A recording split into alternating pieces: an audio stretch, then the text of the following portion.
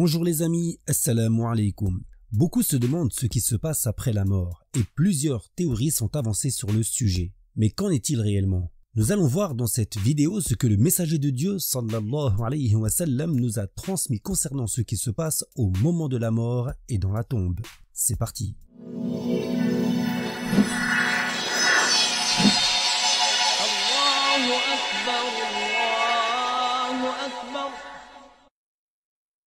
Bismillahirrahmanirrahim. Alhamdulillahi wassalatu wassalamu ala rasulillah. On comprend du verset 185 de Sourate Ali Imran, toute personne goûte à la mort. Certes, vos gains vous seront rétribués au jour de la résurrection. Ainsi, quiconque est écarté du feu est introduit au paradis a réussi. La vie d'ici-bas n'est que jouissance illusoire. C'est-à-dire, la mort est inévitable aux gens et assurément Dieu donnera la rétribution complète qu'au jour du jugement. Celui que Dieu épargne du feu de l'enfer pour être introduit au jardin du paradis a gagné la récompense et la sauvegarde ultime. Car les plaisirs de ce monde ne sont que des jouissances infimes, trompeuses et éphémères. Réfléchissons sur la résurrection, car oui, après la mort, les corps décomposés seront reconstitués et les âmes retourneront dans les corps. Cela est-il si surprenant? Ne voyons-nous pas chaque année les arbres, les plantes et la végétation ressurgir autour de nous au printemps après de longs mois d'hiver glacial où tout semblait mort? Est-il si étonnant de se dire que l'on va être ressuscité alors que nous sommes le résultat de deux liquides séminaux et que de cela aujourd'hui nous voyons, nous parlons, nous entendons, nous ressentons et nous réfléchissons? Rien n'est difficile pour Dieu le Créateur. Il a donné la première vie et il donnera la seconde. Et il n'est aucun doute que lorsque nous serons ressuscités, les anges nous entoureront de toutes parts pour nous amener au lieu du rassemblement afin d'y être jugés. Nul doute qu'il y aura en ce jour des regrets, des peines, des larmes et des lamentations. Les livres des actes qui furent fermés seront alors réouverts et on y trouvera l'atome de bien mais aussi l'atome de mal jusqu'au regard dérobé. Un groupe sera heureux au paradis, un autre sera malheureux dans les abîmes du feu de l'enfer. Et ce qui nous sépare de cela n'est autre qu'une chose connue, mais pourtant si oubliée, la mort. Ainsi, la véritable question est, est-ce que nous nous rendons compte de ce qui nous attend? Est-ce que nous nous remettons en question sur nos mauvaises habitudes quotidiennes avant le jour où il nous sera posé les questions? Est-ce que nous nous apprêtons à changer définitivement, à prendre exemple sur notre prophète alayhi salatu wassalam et ses honorables compagnons? On comprend du verset 11 de Sourate As-Sajdah dit, l'ange de la mort, lui qui est chargé de vous, vous recueille, puis par votre Seigneur vous serez ramenés. C'est-à-dire, Mohammed dit, l'ange de la mort, lui qui est chargé de votre terme, prendra vos âmes jusqu'au dernier. Ensuite, vous serez ressuscités pour le jugement de votre Seigneur qui rétribuera alors chacun selon ses actes. L'ange de la mort est de parmi les chefs des anges. On dit alors qu'il est de parmi les archanges. Et comme tous les anges, du plus petit au plus grand, il est honorable et obéissant. Il est chargé de retirer les âmes de ceux qui meurent selon un ordre divin, puis de les remettre à ses assistants de parmi les anges. On comprend du verset 61 de Sourate Al-An'am, « Il envoie sur vous des gardiens de sorte que lorsque la mort vient à l'un d'entre vous, nos émissaires le recueillent sans qu'il n'outrepasse. » C'est-à-dire Dieu vous envoie des anges qui se relaient pour enregistrer vos actions, et ce jusqu'à ce que la mort arrive à l'un d'entre vous. À ce moment, des assistants de parmi les anges qui accompagnent l'ange de la mort recueillent son âme et s'occupent d'elle sans rien négliger de ce qu'elle mérite. Il est dit de l'archange de la mort qu'il est gigantesque, au point où l'une de ses ailes fait la taille de l'archange Jibril, Gabriel alayhi salam, alors que quand celui-ci n'ouvre que 2 de ses ailes sur les 600 qu'il possède, il recouvre la totalité de l'horizon. Il est dit également que sa seule main fait toute la surface de la terre et que c'est de cette façon qu'il est capable de retirer toutes les âmes dans le monde, comme lorsque nous avons devant nous une assiette dans laquelle nous mangeons comme nous le voulons. La sortie de l'âme du corps est la plus grande douleur que peut subir une personne en ce monde. Quand l'heure de la mort arrive, l'âme est extraite à partir de l'extrémité des pieds, puis elle remonte petit à petit pour arriver finalement à la gorge. Selon certains savants, elle est retirée à partir de la fontanelle, alors que pour d'autres, c'est à partir de la bouche. Et Dieu est omniscient. Lorsque l'archange arrive pour retirer l'âme du croyant accompli, il est compatissant avec lui. Il se présente sous un bel aspect, accompagné d'anges de la miséricorde au visage rayonnant et aux habits étincelants. apportant avec eux des linceuls et des parfums du paradis. L'archange de la mort lui annonce alors « et la bonne nouvelle de la grâce de Dieu et de son agrément ». Le croyant n'éprouve alors plus la peur de la mort et il souhaite aller dans l'au-delà. C'est à ce moment, comme cela a déjà été constaté maintes et maintes fois, que nous pouvons voir des sourires sur les visages de certains défunts de parmi les vertueux.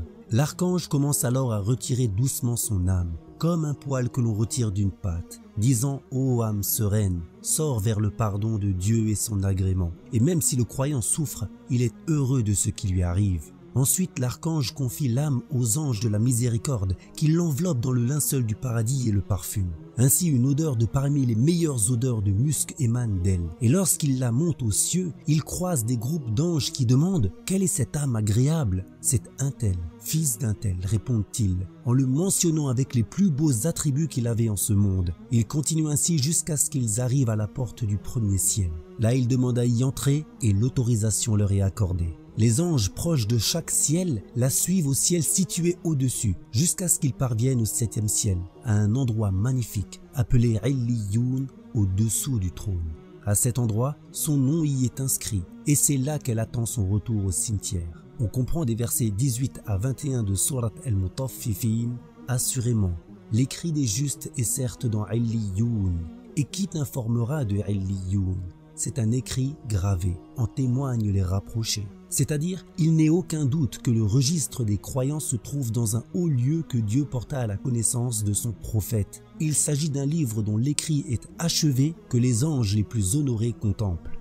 Mais concernant le mécréant, lorsque l'archange arrive pour arracher son âme, il est dénué de toute compassion et il se présente sous une forme effrayante, accompagné d'anges du châtiment au visage sombre. L'archange de la mort lui déclare alors « Ô ennemi de Dieu » et la mauvaise nouvelle de son blâme et de sa malédiction. Le mécréant est alors terrifié de ce qui lui arrive et il ne veut pas mourir. Son âme s'accroche dans son corps et à ce moment-là, les anges le frappent et le fouettent, lui laissant des traces bleues et violettes visibles sur le corps. Mais il ne peut ni parler ni s'en échapper. Là, l'archange secoue violemment l'âme et l'arrache à l'endroit des orteils pour la précipiter dans ses talons. Le mécréant est alors pris d'un étourdissement, tandis que les anges le frappent encore. L'archange le secoue à nouveau violemment et lui arrache son âme de ses talons pour la jeter dans ses genoux. Le mécréant est alors pris par un autre étourdissement, tandis que les anges continuent de le frapper. L'archange lui retire son âme et la jette dans ses reins, puis dans sa poitrine jusqu'à sa gorge. Là, il lui arrache définitivement son âme, comme des épines que l'on arrache d'une laine mouillée, disant « Ô âme mauvaise, sors vers le châtiment de Dieu et son supplice ». Il est dit que cette douleur est insoutenable et qu'elle équivaut à 1000 coups d'épée. On comprend du premier verset de Surat An-Nazi'at par les arracheurs agressifs, c'est-à-dire les anges qui arrachent violemment les âmes des mécréants. Ensuite, l'archange jette l'âme aux anges du châtiment. Une odeur nauséabonde, de parmi les pires des odeurs, se dégage d'elle. Et lorsqu'il la monte au ciel, il croise des groupes d'anges qui demandent « Quelle est cette âme ignoble ?» « C'est un tel, fils d'un tel », répondent-ils en le mentionnant par les pires attributs qu'il avait en ce monde. Il continue ainsi jusqu'à ce qu'ils arrivent à la porte du premier ciel. Là, il demande à ce qu'on lui ouvre, mais l'autorisation lui est refusée. On comprend du verset 40 de Surat Al-A'raf « Certes, ceux qui ont démenti nos révélations et s'enorgueillissent auprès d'elles, il ne leur est pas ouvert les portes du ciel et ils n'entreront pas au paradis tant que le chameau ne s'insère dans le chat d'une aiguille. » C'est-à-dire, assurément, les renégats qui font preuve d'orgueil face à la vérité ne retrouveront pas les récompenses de leurs actions et leurs âmes ne franchiront pas les portes des cieux. Il leur sera impossible d'accéder au paradis, tout comme il est impossible au chameau de franchir le minuscule orifice d'une aiguille. Alors l'âme est renvoyée à la 7e terre, dans un endroit lugubre appelé Sijjin, où son nom est enregistré. Elle y est torturée en attendant son retour au cimetière. On comprend des versets 7 à 9 de Surat al-Mutaffifin, assurément, l'écrit des débauchés est certes dans Sijjin, et qui t'informera de Sijjin? C'est un écrit gravé. C'est-à-dire, il n'est aucun doute que le registre des mécréants se trouve dans les bas-fonds, que Dieu porta à la connaissance de son prophète. Il s'agit d'un livre dont l'écrit est achevé. Et quand le mort est placé sur la civière et que les gens le conduisent vers la tombe, les anges ramènent l'âme et l'accompagnent dans le convoi funéraire. Elle se place alors au-dessus du corps en parallèle.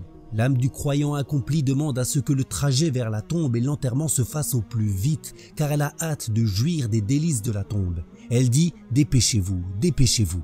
Par contre, l'âme du mécréant, sachant ce qui va lui arriver, demande à ce que le trajet et l'enterrement soient retardés. Elle dit « Malheur à moi, où m'emmenez-vous donc ?» Mais dans le convoi funéraire, ni les hommes, ni les djinns n'entendent cela, et si ça avait été le cas, ils s'évanouiraient. Lorsque le corps est finalement déposé sous terre, dans sa tombe, son âme y retourne et le mort prend conscience. Ahmed rapporte que le prophète parla un jour de l'épreuve de la tombe. C'est alors que son compagnon, Omar, fils de Al-Khattab, demanda si à ce moment-là, la raison revenait à la personne, et le prophète de répondre en ce sens, oui, comme maintenant. C'est-à-dire que même si cela nous est caché, l'état de l'homme dans sa tombe est semblable sur certains points à l'état dans le bas monde. Il est conscient, possède sa raison, entend et ressent la félicité ou la douleur.